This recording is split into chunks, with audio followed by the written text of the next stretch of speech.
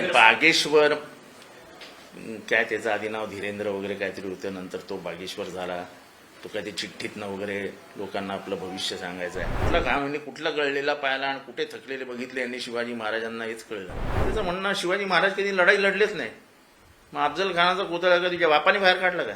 बागेश्वर बाबाची अक्कल किती, त्याच्याशी काय वाद घालायचा? वेगवेगळी विधानं जी आहेत, वादग्रस्त विधानं समोर येताना पाहायला मिळतात. आमदार संजय गायकवाड यांनी थेट सरळ प्रकाश अंबी यांना धमकी दिली, फोनवरतून शिवीगाळ केली की छत्रपती शिवाजी महाराजांचा एकेरी उल्लेख कशा पद्धतीने होऊ शकतो. कॉम्रेड पानसरेंच्या पुस्तकाला त्या सगळ्या संदर्भात विरोध सुद्धा केलेला होता त्यांनी त्या नावाला. त्याच्यानंतर बागेश्वर बाबांचं वक्तव्य येतं, त्याच्यानंतर स्वरूपानंदचं मी संजय गायकवाड यांच्याबद्दल फार काही बोलत नाही, कारण का ज्याची जेवढी बुद्धी क्षमता असते तेवढंच तो बोलू शकतो. कॉम्रेड पानसरे यांचा शिवाजी कोण होता या पुस्तकावर बोलण्याची बौद्धिक क्षमता संजय गायकवाड याची आहे की नाही हे उभ्या महाराष्ट्राला माहिती आहे. मग त्याच्यावर जास्त चर्चा करून उगाच त्याला प्रसिद्धीच्या वलयात ठेवणं हे माझं काम नाही.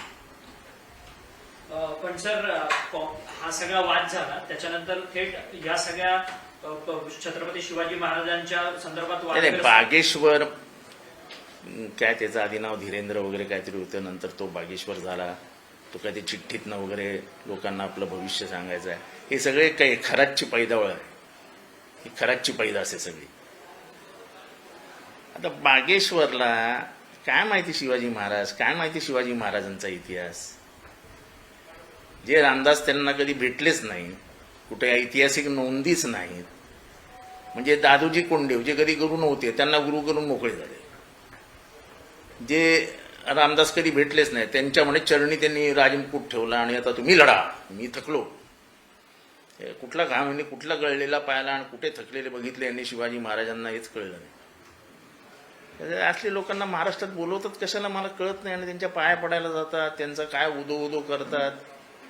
म्हणजे मराठी माणसांनी काय विचार करणार की नाही? मराठी माणसं थेट शिवाजी महाराजांच्या इतिहासालाच हात करायचा, तेच मलिन करण्याचा प्रयत्न करायचा. तो माफी नाही मागतो तर दुसरा कोणतरी, काय नाव त्याचं, गोविंद स्वरूप काय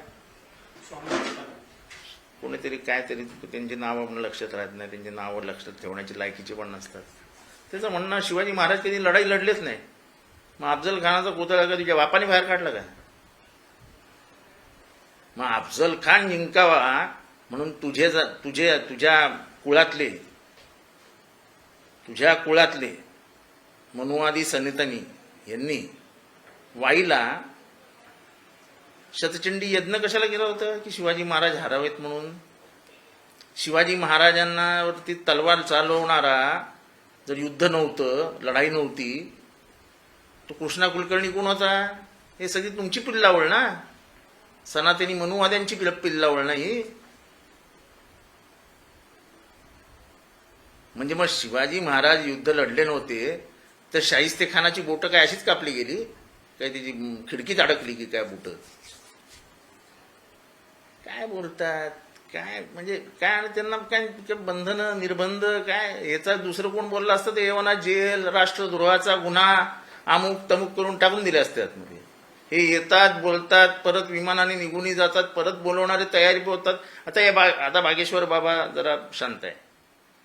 पुढच्या 1 महिन्यात कुठेतरी परत त्यांना बोलवलं जाईल आणि मग त्यांचा सत्कार, मग तो बागेश्वर बाबा असे ते टोपी बिपी घालून येणार आणि परत मग त्या गोरा पान गुळगुळीत दाढीचा आमचा बाबा लगेच काहीतरी बोलणार. अरे काय लावलंय काय? कोण शाहूंबद्दल बोलतो, कोण छत्रपतींबद्दल बोलतो, कोण आंबेडकरांबद्दल बोलतो, कोण फुलेंबद्दल बोलतो. अरे काय? आणि मराठी माणूस बघत राहतो, ह्याचं आश्चर्य वाटतं. शिवाजी महाराज लढाईच लढले नाहीत. काय बोलायचं? अरे ते आव्हान वगैरे ठीक आहे होते काय, त्या बागेश्वर बाबाची अक्कल किती, त्याच्याशी काय वाद घालायचा? पण मला आश्चर्य या इथल्या सत्ताधाऱ्यांचं वाटतं. सत्ताधारी त्याच्या चरणी लीन होतात, अगदी पाय म्हणजे सूर्यनमस्कार घातल्यासारख्या पाया पडत असतात. लाज वाटावी अशी गोष्ट आहे. परंतु स्वतः मुख्यमंत्री देवेंद्र फडणवीसांना या सगळ्या संदर्भात विचारलं तर बागेश्वर बाबांनी जे काही सांगितलंय ती लोककथा आहे, अशा पद्धतीने अशी लोककथा कुठे असेल तर त्यांनी सांगावी, आम्ही नक्की वाचू. असलं कुठले पुस्तक आहे, कुठलं लोककथा आहे, आम्हाला सांगावं त्यांनी. मुख्यमंत्र्यांकडे नाही, अपेक्षित नाही अशी लोककथा. ते वाचायला कुठे कडले होते की शिवाजी महाराजांनी राजमुकुट ठेवून दिला, असं कुठलं? म्हणजे त्यांनी पहिली तर कधी राजमुकुट घातला होता का, हा प्रश्न उभा राहतो.